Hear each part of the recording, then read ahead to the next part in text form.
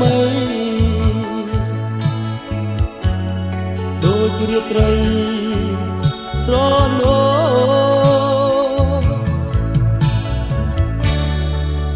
មានរស្មីក៏មិនដូរចាយស្រីតោជួបពុំបានបើសំដីមានន័យសូមជួយឆ្លើយ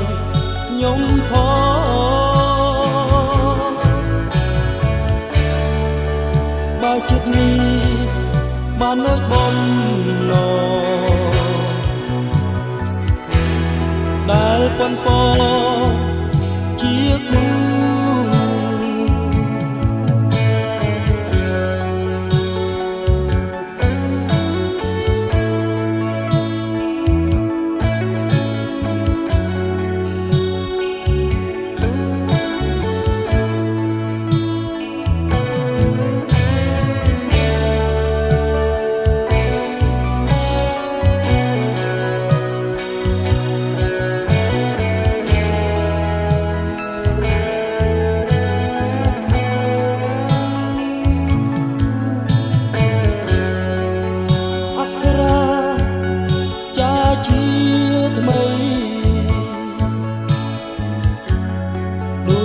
ត្រីរនោ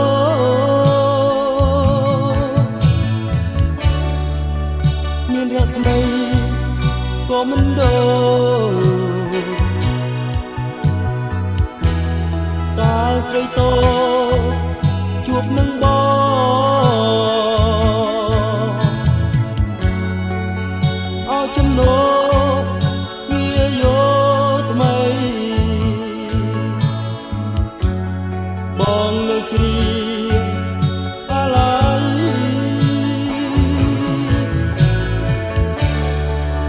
អក្ខរាចាទៅស្រីក្នុងរាត្រីរនោ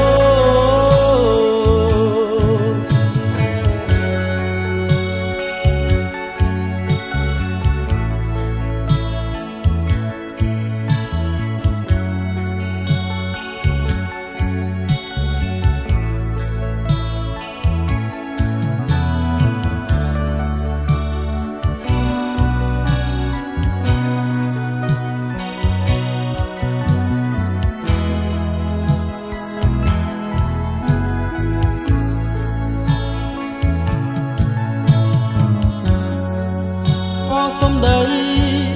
មានន័យពុះសូមជួយឆ្លើយខ្ញុំផង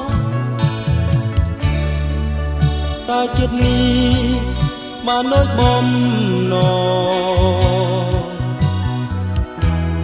តែប៉ុនប៉ងជាគូ